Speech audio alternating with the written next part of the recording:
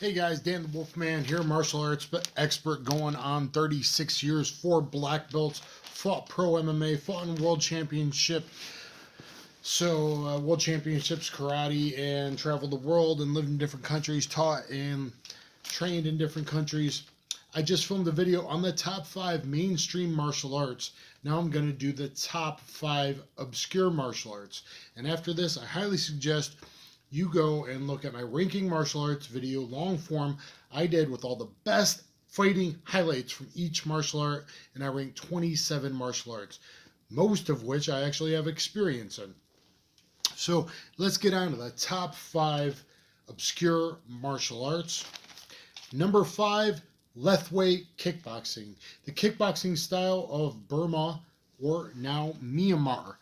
So Burmese boxing, Myanmar, Lethwei kickboxing uses 9 limbs. If Muay Thai is the art of 8 limbs, Lethwei is the art of 9 limbs because you can headbutt, and they do all kinds of combinations with the headbutt, coming in, spearing in, and it's a bloody affair. They don't wear gloves, they wear wraps and tape.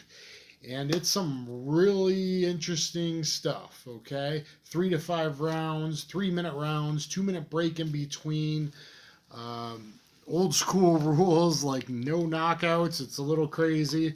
But new modern rules, Lethwei World Championships for obscure martial arts. Highly effective. You got not 8, but 9 limbs. Kicks, punches, knees, elbows, and headbutts. Number 4, Daido Juko Kudo. That was the second black belt I got. First was Taekwondo, then Daido Juko Kudo, then highest on grappling system under Judo Gene LaBelle and Gokar Shavichian, mixing all the grappling styles together, including catch, wrestling, sambo, judo, jiu-jitsu, all of that. And Daido Juko, it was basically MMA street karate. Why can I call it MMA street karate?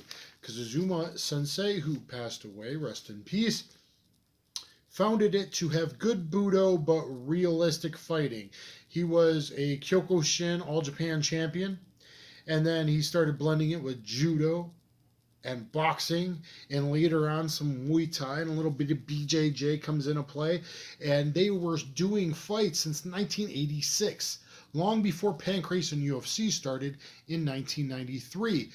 They were doing this full styles fighting with a space helmet, including headbutts, elbows, everything, throws, and 30 seconds of ground grappling. So Daido Juko Kudo is a real, true, complete martial art. I fought in the first and the third world championships in Tokyo, Japan. So Daido Juko's number 4 on our list. And number 3, we got Dutch kickboxing. Dutch kickboxing.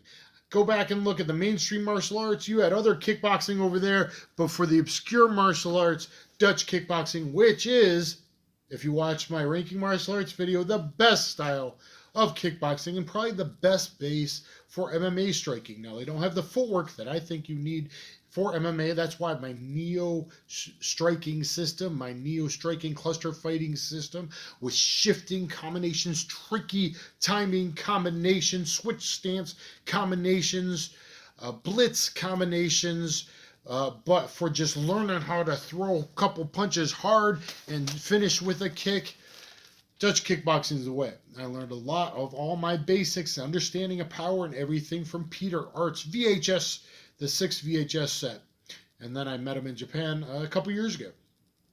So Dutch kickboxing, guys like Peter Arts, Ernesto Host, it's the background of Boss Rutan, is basically Kyokushin karate masters that saw the Japanese karate versus Muay Thai fights in the late 70s that then adopted Muay Thai and added better boxing than the Muay Thai fighters have. Of course, they're hiring Filipino boxing coaches now, but for years, the Dutch kickboxers had better boxing. So hand combinations into the switch kicks, okay?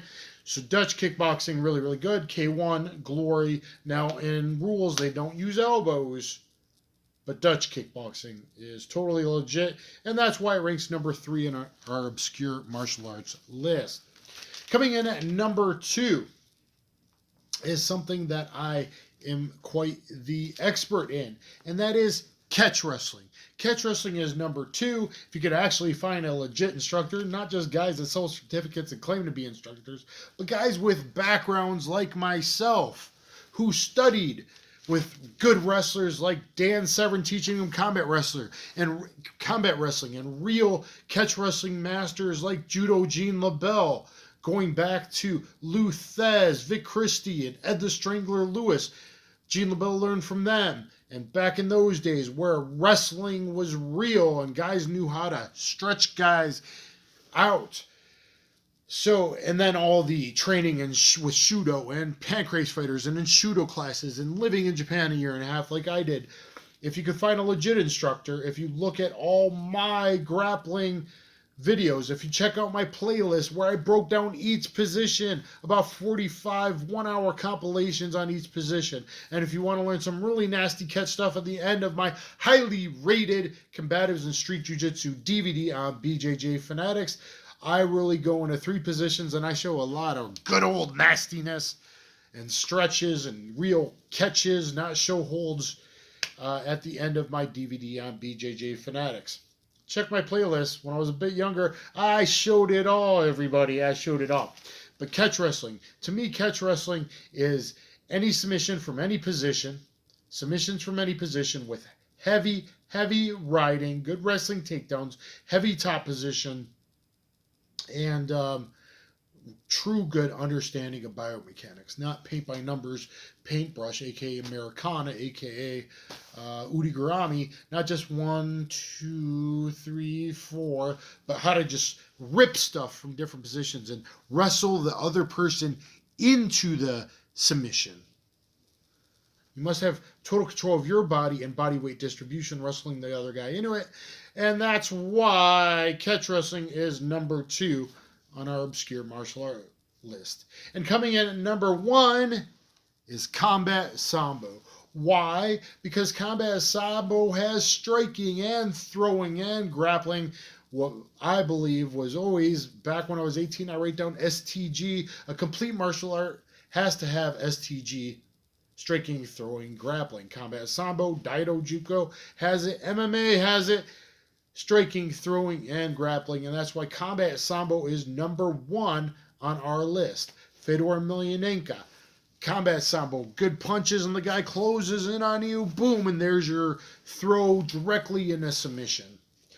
That is Combat Sambo. Being able to fight in all ranges of combat. It's so similar to MMA that in the UFC and Ryzen and other MMA events, we see these guys with Combat Sambo backgrounds doing so well in MMA. So guys, hopefully you like my list. If you want to learn how to fight like I've been able to fight in real world scenarios, my years bouncing and traveling around the world, including multiple opponents, verse weapons, and all that, you want to get my 4.5-hour Combatives and Street Jiu-Jitsu DVD on BJJ Fanatics. Once you buy it, you can stream it anytime. You can download it anytime. It's only about 0.5 gig per 4 sections, so about 2 gigabyte total. It's yours, and I think you would really enjoy it. Make sure you check out my playlist when I was a bit younger and more mobile, going against top fighters around the world for over 20 years. My MMA sparring highlights, my MMA vs. 30 top champions, my 10 narrated rare catch wrestling submission, crazy catch wrestling submission, 10 narrated videos around the world when I was a brown belt.